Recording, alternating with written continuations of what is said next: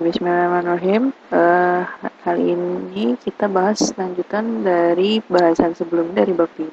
Kalau bab 5 kita bahas mengenai multiple access. Bab 6 ini adalah bahasannya mengenai kapasitas sistem seluler yang masih ada kaitannya dengan bab sebelumnya. Kapasitas apa aja yang dibahas? Yaitu kapasitas sistem seluler untuk FDMA atau TDMA dan juga untuk CDMA. Kita review untuk yang FDMA seperti yang dibahas di pertemuan sebelumnya. Jadi kalau FDMA itu adalah di mana kanalnya, satu kanal itu berdasarkan satu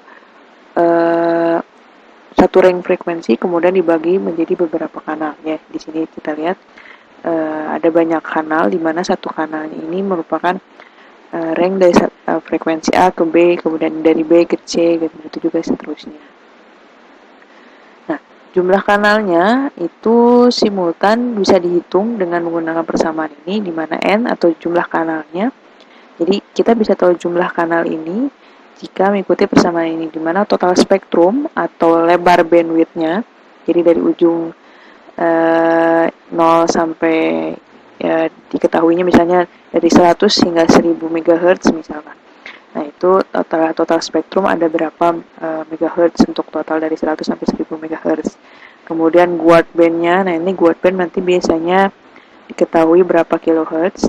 Jadi total spektrum atau bandwidth-nya dikurangi 2 dikalikan dengan guard band dibagi dengan bandwidth kanal. Bandwidth kanal ini yang mana? Bandwidth kanal ini adalah lebar satu kanal. Jadi tolong dibedakan total spektrum sama bandwidth kanal. Kalau total spektrum itu spektrum secara keseluruhan atau bandwidth yang keseluruhannya. Kalau bandwidth kanal itu adalah lebar untuk satu kanalnya itu berapa hertz. Nah, itu untuk melihat atau menghitung jumlah kanal secara simultan pada kanal FDMA. Ini contohnya, jika diketahui lebar spektrumnya adalah 12,5 MHz dan bandwidth guard-nya adalah 10 kHz. Nah, ini satu kanalnya lebarnya adalah 30 kHz.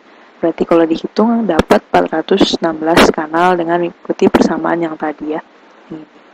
Ini dapat 416 kanal. Nah, bagaimana dengan TDMA? Nah, kita review juga TDMA itu. Jadi dalam satu frame TDMA itu ada preamble, information message, dan ada trail bits. Nah, satu information message ini terdiri dari beberapa slot. Nah, satu slot, nah kalau kita review yang materi sebelumnya, mungkin teman-teman bisa buka lagi yang multiple access. Satu kanalnya terdiri dari beberapa time slot. Nah, pada teknologi GSM, satu kanal itu terdiri dari 8 time slot. Nah, ini tergantung kondisi. Kalau memang menggunakan TDMA untuk teknologi GSM, itu berarti satu kanalnya terdiri dari 8 time slot. Tapi kalau untuk TDMA bukan GSM, kemungkinannya itu slotnya mungkin lebih dari 8 atau mungkin kurang dari 8. Nah, satu slotnya ini berisi trail bit, sinkronisasi bit, dan juga informasi data dan juga guard bit. Jadi isinya satu slotnya informasinya seperti ini. Nah, hitungan apa aja sih yang kita hitung pada kanal TDMA ini? Jadi ada efisiensi TDMA. Nah, di mana ini ada beta OH sama beta D. Di mana beta OH ini adalah jumlah bit overhead per frame dan beta T-nya ini adalah total bit per frame. Jadi dalam satu frame itu, nah ini kalau kita balik, satu frame ini ada berapa slot. Kemudian satu slot itu biasanya punya berapa besaran bitnya. Nah, itu nanti bisa dihitung menggunakan ini. Dia efisiensinya berapa persen. Dan kemudian BOH-nya mengikuti persamaan ini. Kemudian jumlah time slot. Nah, kalau tadi di kanal FDMA, ya, kanal FDMA kita menghitung jumlah kanal berdasarkan kondisi frekuensi, ini jauh lebih simpel ya. Kalau yang di TDMA kita menghitung berapa jumlah time slotnya dalam satu sistemnya. Jadi jumlah kanalnya itu nyatakan dengan jumlah time slot. Rumusnya hampir sama, hanya bedanya di sini ada M. M-nya adalah jumlah time slot per kanal. Jadi kita nggak tahu jumlah time slot per kanal berapa. Tapi kalau dalam soal misalkan dinyatakan TDMA-nya itu digunakan untuk GSM, berarti jumlah time slot per kanalnya itu adalah 8 time slot. Jadi kalau tidak diketahui tapi hanya diketahui sistemnya GSM, berarti M-nya adalah sama dengan 8. Nah, ini teman-teman contoh yang ini. Jadi contoh sistem GSM memiliki frame dengan struktur. Nah, ini langsung dijelaskan. GSM memiliki frame dengan struktur terdiri dari 8 time slot. Nah, ini udah dijelaskan ya. Kalau misalkan hanya dijelaskan sistem GSM aja, teman-teman harus sudah paham bahwa sistem GSM ini memiliki jumlah time slot sebanyak 8. Satu time slotnya mempunyai bit 156,25 bit dan data rate-nya adalah 270,83 kbps. Kita disuruh ngitung waktu 1 bit, waktu 1 slot, waktu 1 frame, dan waktu tunggu user. Nah, di sini bisa teman-teman ini lihat perhitungannya. Nanti silakan ini udah ada. Nah, ada contoh soal lagi. Suatu GSM, nah lagi-lagi dibilang GSM normal punya 8 time slot. Satu GSM di mana satu time slot terdiri dari 8. Nah, satu time slotnya ini memiliki ini, dan ini. Nah, masing-masing terdiri 8. Jadi dua traffic burst ini ada 58 bit. Nah, yang ditanya adalah efisiensi frame TDM. Nah, efisiensi, kalau kita lihat rumus efisiensi adalah yang ini. Jadi kita harus hitung dulu BOH-nya sama BT-nya berapa. Nah, ini sudah dihitung BOH-nya berapa. BT-nya adalah 1250. Karena satu frame punya 8 time slot. Nah, satu time slotnya kita harus hitung dulu ada berapa bit total. Jadi ada bit trailing bit, ada training bit, kemudian ada juga guard time bit. Nah, jadi kita harus pertama hitung dulu satu time slot total bitnya ada berapa. Jadi dalam satu time slot ada ini bitnya. Nah, ini bit-bitnya ini. Jadi 6 ditambah 8,25 ditambah 26 ditambah 2 dikali 58. Itu adalah total bit dalam satu slot, yaitu 156,25 bit.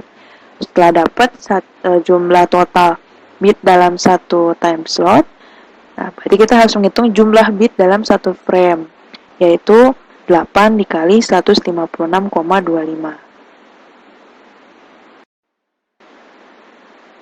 Di sini dapat berarti 1250 bit per frame. Ini adalah BT.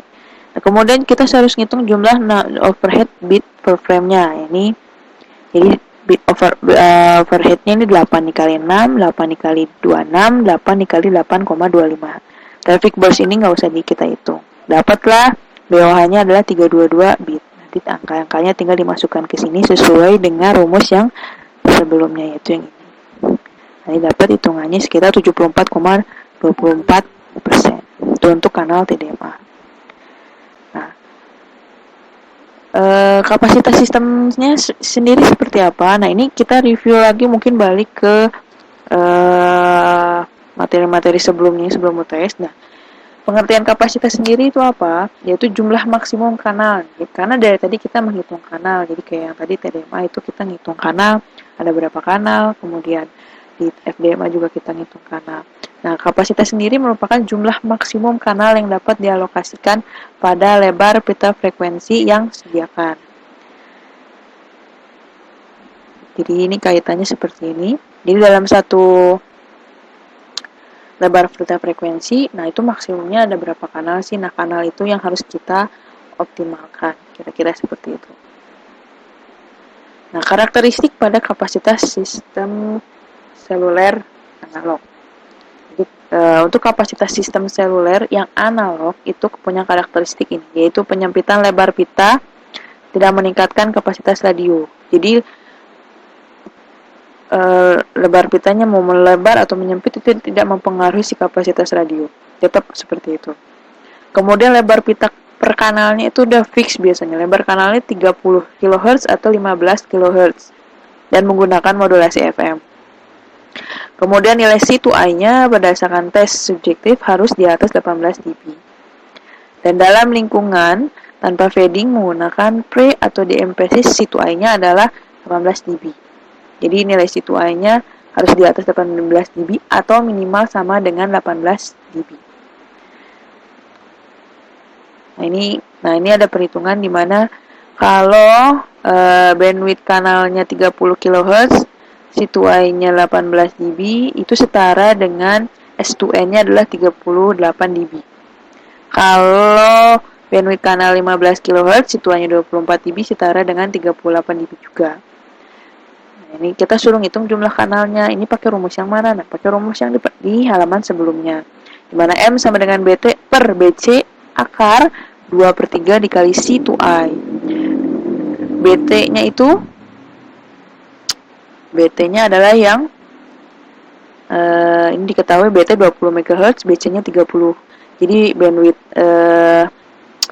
lebar spektrumnya sama 20 MHz, tapi lebar satu kanalnya berbeda. Yang lebar satu kanal yang pertama adalah 30 kHz, lebar kanal kedua adalah 15 kHz. Maka jumlah kanal yang didapat dengan kondisi ini 20 MHz dibagi 30 kHz dikali 2/3. Nah ini nilai C2i-nya. C2i-nya itu kita pakai yang, kalau yang 30 kHz berarti kita pakai yang 18 dB. Kalau yang 15 kHz kita pakai yang 24 dB. Tapi hati-hati, ini dB-nya harus diubah dulu ke bentuk biasa. Nah 18 dB itu adalah 10 pangkat 1,8, itu sekitar 63,095, atau di sini dimasukinnya hanya 63. Kalau yang ini dari 24 dB, dimana kalau dikonversikan dalam bentuk biasa adalah 10 pangkat 2,4, hasilnya sekitar 251. Nah ini juga kapasitas. Nah kalau tadi perhitungan untuk kapasitas sistem seluler analog, yang ini kapasitas sistem seluler digital. Nah karakteristik kapasitas sistem seluler digital itu mempunyai kualitas yang sama. Sistem digital membutuhkan C2i lebih rendah jika dibandingkan sistem analog. Jadi C2i-nya lebih rendah dibandingkan dengan analog, itu garis bawahnya ya. Harga C2i pada sistem digital kurang lebih sekitar 10-12 dB dengan untuk lebar kanal 30 kHz dan 16-18 dB untuk lebar kanal 10 kHz. Jadi kanalnya makin sempit, C2i-nya makin besar nilainya. Cara menghitung kanalnya seperti apa? Ini contohnya kanalnya. Sama rumusnya 20 MHz, kita ngambil lebar spektrumnya adalah 20 MHz, tinggal lebar kanalnya mau pakai yang 30 kHz atau yang pakai 10 kHz. Ini ntar disesuaikan mau pakai yang C2i berapa, nanti dapat kanalnya berapa jumlah kanal per selnya. Nah ini udah dibikin tabel. Kalau lebar kanalnya 30 kHz misalkan, C2i-nya 10, maka jumlah kanalnya 258,2 atau 258 atau 259. Jadi kalau jumlah kanal koma gini, kalau dibuat fix kan itu dinaikin ke atas ya. Jadi kalau ini jumlah kanalnya 258,2, maka total jumlah kanal yang dibutuhkan adalah 259. Begitu juga dengan perhitungan yang lain. Ini udah dibikin tabel, hasilnya kira-kira seperti itu. Nah ini kemudian perbandingan kapasitas beberapa teknologi seluler, tapi ini teknologi seluler yang FDMA, yang ini FDMA, yang masih AMPS, kemudian GSM, jadi baru 1G dan 2G. Perbandingannya seperti ini dengan bandwidth yang dianggap sama. Nah selanjutnya adalah kapasitas sistem seluler untuk CDMA. Nah ini jauh lebih complicated lagi memang. Nah basicnya untuk kapasitas sistem seluler CDMA ini, basicnya adalah menggunakan persamaan ini. Nah, teman-teman bisa pelajari ulang atau menjabarkan ulang. Persamaan umum yang selalu biasa dipakai adalah ini yang saya kotakin ini. Dimana KO sama dengan 1 plus W per R per AB per IO dikurangi N0 W per P. Ini tuh apa? Nah, ini sudah saya jelaskan di sini ini. Nanti silakan teman-teman baca.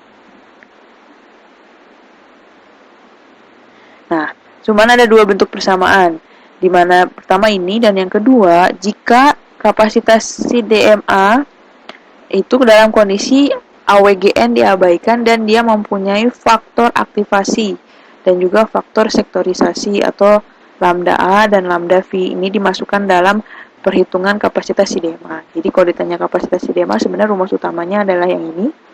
Tapi untuk ada AWGN-nya diabaikan dan ada pengaruh faktor aktivasi dan faktor sektorisasi, itu bisa menggunakan persamaan yang ini.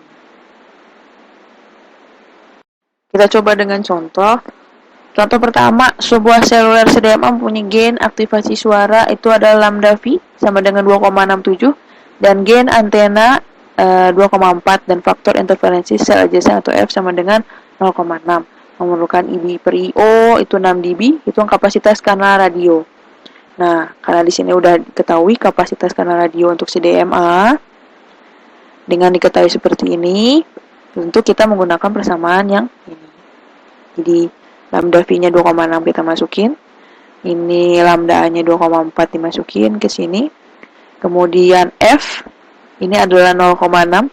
Dan IB per IO-nya sama dengan 6 dB. Nah, 6 dB ini harus dikonversi dulu dalam bentuk biasa. Di 10 pangkat 0,6 itu sama dengan 4. Nah, karena W dan R-nya itu kita nggak tahu, kita tuliskan saja seperti ini. Kalau dihitung, kira-kira hasilnya mendekati sama dengan W per R. Kalau ada diketahui W dan R-nya, itu mungkin bisa diinikan lagi. Ada hasil angkanya keluar berapa. Kemudian contoh selanjutnya, suatu kanal CDMA yaitu IS95 menempati bandwidth 1,25 MHz pada satu arah uplink dan downlink. Pada arah uplink dan downlink masing-masing memiliki spektrum sebesar 25 MHz. Maksimum user data rate-nya adalah 9,6 kbps dan IB per IO-nya adalah 10 dB. Pertanyaannya, tentukan jumlah user yang dapat disupport pada single cell CDMA. Pertanyaannya memang jumlah user ya, jumlah user yang dapat disupport. Jadi ini maksudnya pertanyaannya juga sama. Jadi kapasitas pada single cell CDMA. Cara menghitungnya menggunakan persamaan yang tadi, yaitu K sama dengan 1 plus W per R per IB per IO dikurangi N0 kali W per R. Nah, pada perhitungannya ini,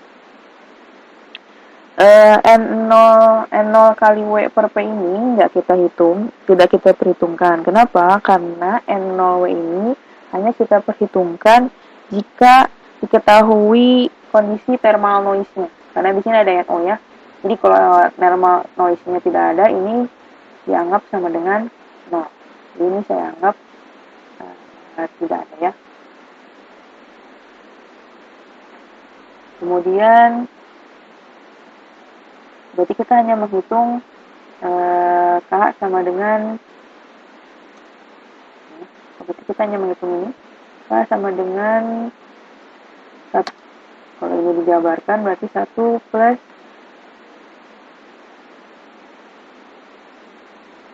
dan di sini W-nya diketahui adalah 1,25 MHz, 1,25 MHz, kemudian dibagi dengan data rate-nya yaitu 9,6